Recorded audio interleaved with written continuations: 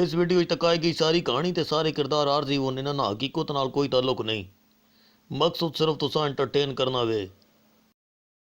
यह गल तोंडा अब्बा भी आखना मसला अभी ओडा नहीं है। मसला ये के मसला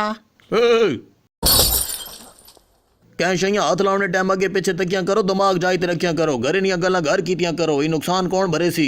हाँ तुद नुकसान किता तू ही भरे से ना। मैं बना नहीं मैं भन्ना तोंडे हत्थे चो छुट्टा बेबे। तुद मान डराया मैं कोई खोता बंद आंटी कर देने छोड़े ने ना नके। नहीं अंकल ना ना अंकुल ना आखें तोंडे कोलो निक्की मेरी जनानी। ताइयों जनानी खलनी नहीं है मैं तो जाननी है। मैं भी जानना तुसां गिरां बुरका ते इत्थे तोड़े सिरे ते चीड़ा भी कोई नहीं। खुदा ना खौफ कीतियां करो, खुदा सिर्फ वटो किश्ता नहीं है हर जाईते वे। सर आपके हो गए 558 रुपए।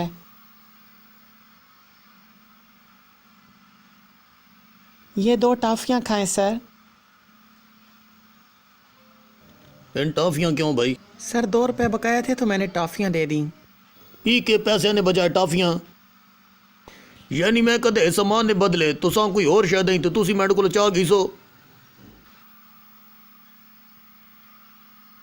इन सैंडल 1200 ने एक सैंडल 600 रुपए ना बनना। इंज करो तुसी ई एक सैंडल रख गिनो ते मां ही सामान दे दो, मेरे पैसे मोड़ दो। शाबाश शाबाश शाबाश। ई सैंडल चाह गिनो। क्या हो गया जी, क्या हो गया इकबाल साहब, क्या हो गया? ओ जी मां बकाया पैसे नहीं जाए तो टॉफियां न पा देती। एक मिनट जी, एक मिनट सब्र करो। कितने? 2 रुपए। हेलो जी हेलो। नहीं मैं इसने हथों घीसा। भाई ये पकड़ो, दो इनको। ये लें सर। ए टॉफियां टाफियाँ वापस करो। इकबाल साहब रखो, वड्डी तरफों भाभी रांधवे हो तोहफा। तोंडियां हिंदो टॉफियां देवण में लाहौर वैसा होना। मां नहीं पता है अभी भाभी रिमोडन करें कसमें।